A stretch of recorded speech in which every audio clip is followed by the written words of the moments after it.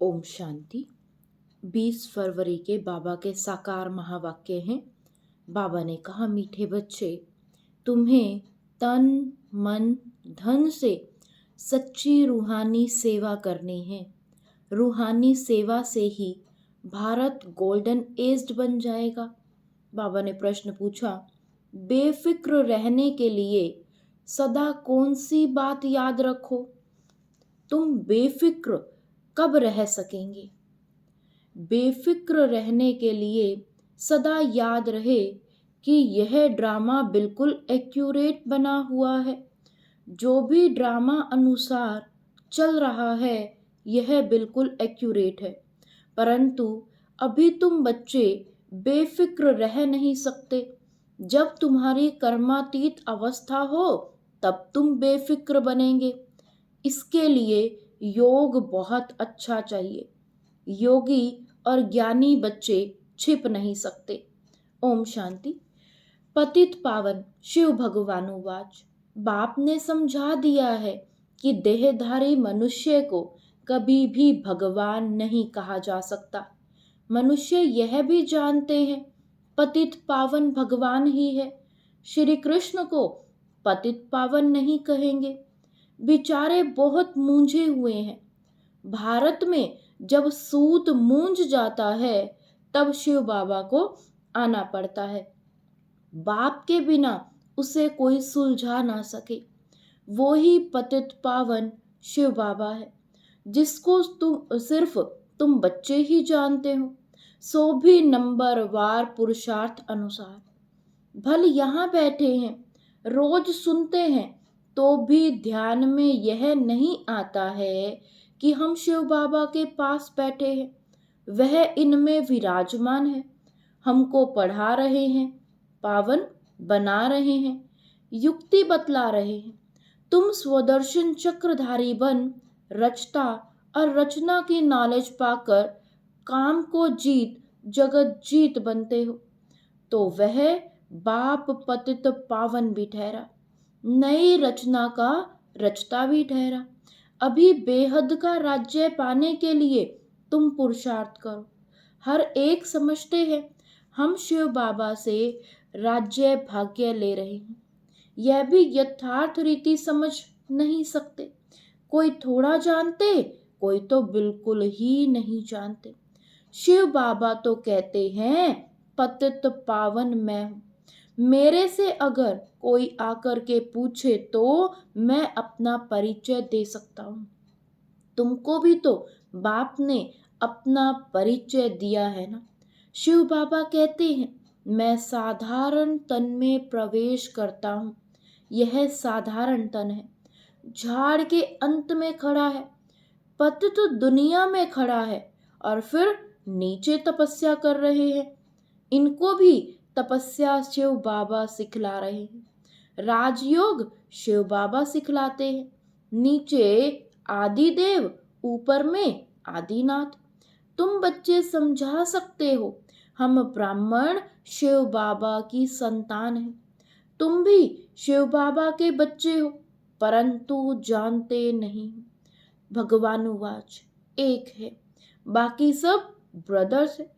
बाप कहते हैं मैं अपने बच्चों को ही पढ़ाता हूँ। जो मुझे पहचानते हैं उन्हों को ही पढ़ाकर देवता बनाता हूँ।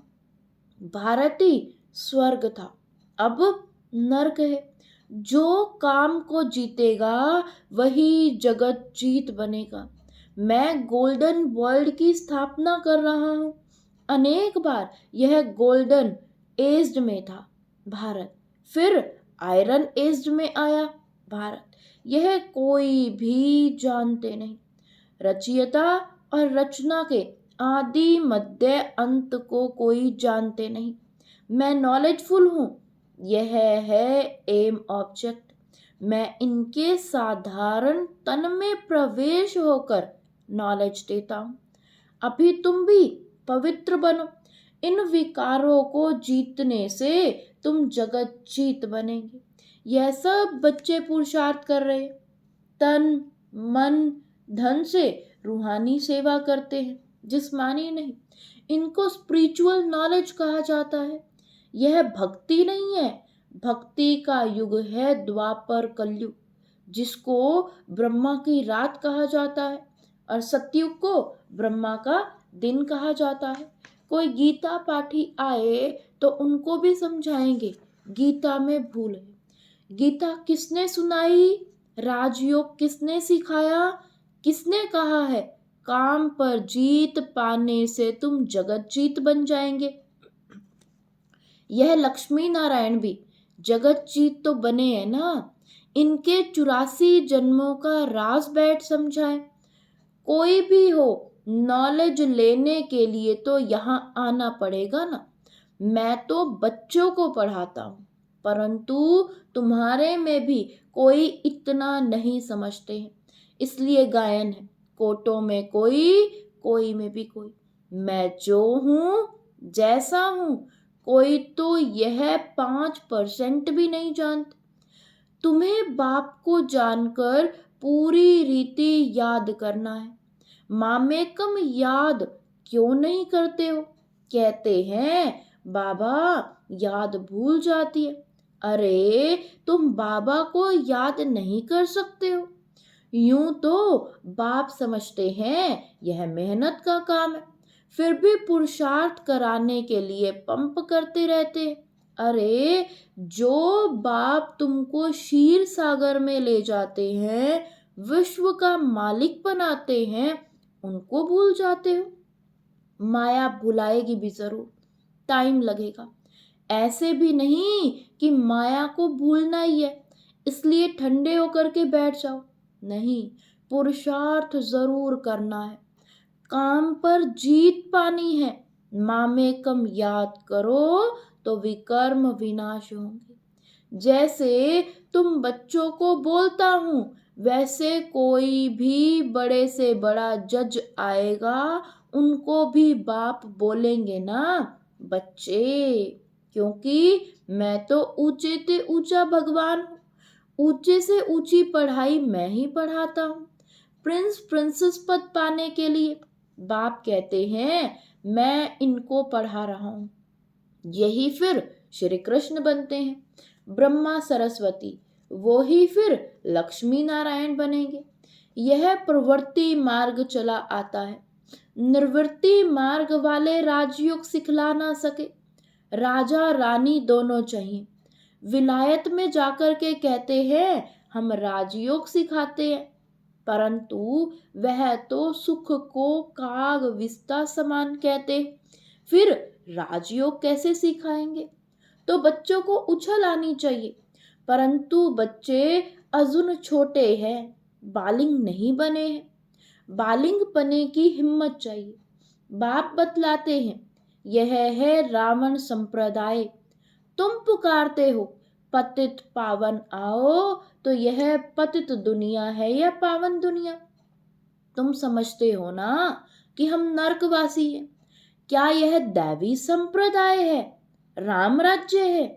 तुम रावण राज्य के नहीं हो। अब रावण राज्य में सबकी आसुरी बुद्धि है। अब आसुरी बुद्धि को दैवी बुद्धि बनाने वाला कौन? ऐसे 4-5 प्रश्न पूछो तो मनुष्य सोच में पड़ जाए। तुम बच्चों का काम है बाप का परिचय देना।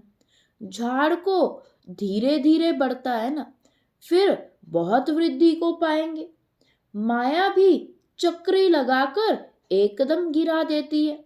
बॉक्सिंग में भी बहुत मरते हैं, इसमें भी बहुत मर जाते हैं। विकार में गिरा और मरा, फिर नए सिर पुरुषार्थ करना पड़े। विकार एकदम मार डालता है। जो कुछ जंक निकाल पतित से पावन बना, वह की कमाई चट हो जाती है। फिर नए सिरे से मेहनत करनी पड़े। ऐसे नहीं, उनको अलाउ नहीं करना, नहीं, उनको समझाना है। जो कुछ याद की यात्रा की पढ़ा, वह सब कुछ खल्लास हो गया, एकदम नीचे गिर पड़ते हैं। फिर भी घड़ी घड़ी अगर गिरते रहेंगे तो कहेंगे गेट आउट। 1-2 बारी अजमाया जाएगा। 2 बारी माफी मिली, फिर केस होपलेस हो जाता है। फिर आएगा भी, लेकिन एकदम डर्टी क्लास में। भेंट में तो ऐसे कहेंगे ना, जो बिल्कुल कम पद पाते हैं उनको कहेंगे डर्टी क्लास। दास दासियां चंडाल प्रजा के भी नौकर चाकर सब बनते हैं ना। बाप तो जानते हैं मैं इन्हों को पढ़ा रहा हूं, हर 5,000 वर्ष के बाद पढ़ाता हूं। वह लोग लाखों वर्ष कह देते हैं, आगे चलकर यह भी कहने लग पड़ेंगे कि बरोबर 5,000 वर्ष की बात है। वो ही महाभारी लड़ाई है, परंतु याद की यात्रा में रह ना सके। दिन प्रतिदिन टू लेट होते जाएंगे, गाया भी जाता है, बहुत गई थोड़ी रही। यह सब इस समय की बातें हैं, बाकी थोड़ा समय है पावन बनने में। लड़ाई तो सामने खड़ी है, अपने दिल से पूछना है। हम याद की यात्रा पर है। जब कोई नया आता है तो बच्चों को फॉर्म जरूर भराना है। जब फार्म भरे तब उनको समझाया जाए। अगर किसी को समझाना ही नहीं है तो फार्म ही क्या करेंगे भरवा के। ऐसे तो ढेर आते हैं। बोलो बाप को पुकारते हो, पतित पावन आओ, तो जरूर यह पतित दुनिया है। तब तो कहते हैं कि आकर के पावन बना। फिर कोई बनते नहीं, कोई नहीं बनते, कोई बनते भी हैं। बाबा के पास पत्र तो ढेर आते हैं, सब लिखते हैं शिव बाबा केयर ऑफ ब्रह्मा। शिव बाबा भी कहते हैं मैं साधारण तन में प्रवेश करता हूं, इनको 84 जन्मों की कहानी सुनाता हूं। और कोई भी मनुष्य रचता और रचना के आदि मध्य अंत को नहीं जानते। अब बाप ने ही तुमको बताया है। यह चित्र आदि भी बाबा ने दिव्य दृष्टि दे करके सब बनवाए हैं। बाबा तुम आत्माओं को ही पढ़ाते हैं, आत्माएं झट अशरीरी हो जाती हैं। इस शरीर से अपने को अलग समझना है। बाबा कहते हैं बच्चे देही अभिमानी भव, अशरीरी भव। मैं आत्माओं को पढ़ाता हूं। यह मेला है आत्माओं और परमात्मा का। इसे संगम का मेला कहा जाता है। बाकी कोई पानी की गंगा पावन नहीं बनाती है। साधु संत ऋषि मुनि आदि सब जानते हैं स्नान करने। अब गंगा पतित पावन कैसे हो सकती है? भगवानुवाच है ना, काम महाशत्रु है। इस पर जीत पाने से तुम जगत जीत बन जाएंगे। गंगा व सागर तो नहीं कहते, यह तो ज्ञान सागर बाप समझाते हैं। इन पर जीत पाने के लिए मामेकम याद करो तो तुम पावन बन जाएंगे। दैवी गुण धारण करो, किसी को दुख मत दो। पहला नंबर दुख है काम कटारी चलाना, यही आदि मध्य अंत दुख देने वाला है। सतयुग में यह होता नहीं, वह है पावन दुनिया, वहां कोई पतित रहता ही नहीं। जैसे तुम योग बल से राज्य लेते हो, वैसे वहां योग बल से बच्चा पैदा होता है। रावण राज्य ही नहीं, तुम लोग रावण को जलाते हो, पता ही नहीं पड़ता कि कब से जलाते आए हैं। राम राज्य में रावण होता नहीं। यह बड़ी समझने की बातें हैं जो बाप बैठ समझाते हैं। समझाते तो बहुत अच्छा है, परंतु कल्प कल्प जो जितना पढ़े हैं उतना ही पढ़ते हैं। पुरुषार्थ से सारा मालूम पड़ जाता है। स्थूल सेवा की भी सब्जेक्ट है। मनसा नहीं तो वाचा कर्मणा। वाचा तो बहुत सहज है, पहले है मनसा अर्थात मन मना भव। याद की यात्रा में रहना है, अपने को आत्मा समझ बाप को याद करना है। बाप से शिक्षा लेनी है। बहुत हैं जो बाप को याद नहीं कर सकते। ऐसे नहीं कहेंगे कि ज्ञान को याद नहीं कर सकते, मामेकम याद नहीं कर सकते। याद नहीं करेंगे तो ताकत कैसे मिलेगी? बाप सर्वशक्तिवान है, उनको याद करने से ही शक्ति आएगी। इसको ही जौहर कहा जाता है। कर्मणा भी कोई अच्छी करे तो पद मिले, कर्मणा भी नहीं करते तो फिर क्या पद मिलेगा? सब्जेक्ट होती है ना। यह है गुप्त समझने की बातें। वो लोग योग योग कहते रहते हैं, परंतु समझते नहीं कि योग से तुम विश्व की बादशाही लेते हो। योग बल से ही वहां बच्चा पैदा होता है, यह भी किसी को पता नहीं। तुमको समझाया जाता है, फिर भी आधा कल्प के बाद तुम माया के मुरीद बन जाते हो। फिर माया तुमको अभी भी नहीं छोड़ती। अब तुमको शिव बाबा के मुरीद बनना है, कोई भी देहधारियों का मुरीद नहीं बनना है।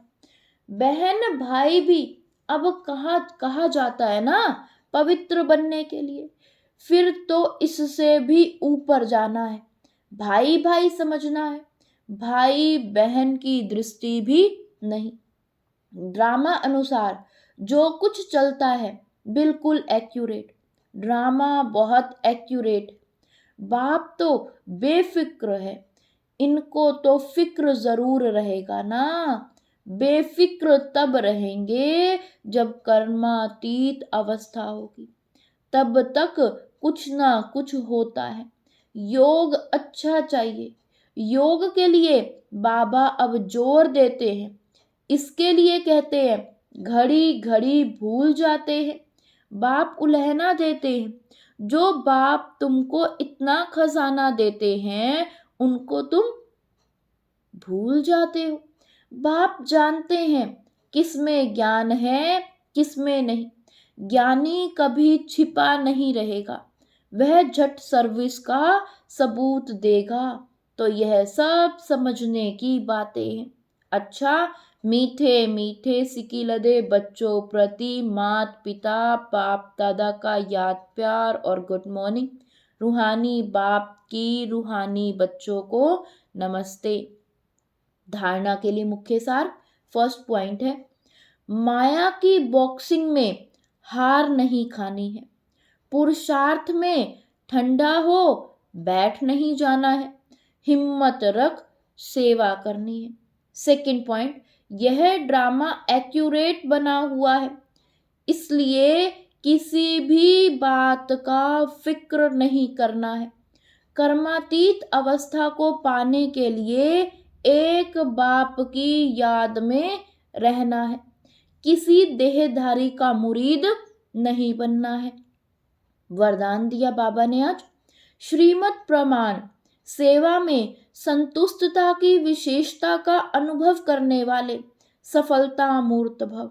श्रीमत प्रमाण सेवा में संतुष्टता की विशेषता का अनुभव करने वाले सफलता मूर्त भव। कोई भी सेवा करो, कोई जिज्ञासु आवे या नहीं आवे, लेकिन स्वयं स्वयं से संतुष्ट रहो। निश्चय रखो कि अगर मैं संतुष्ट हूं तो मैसेज काम जरूर करेगा।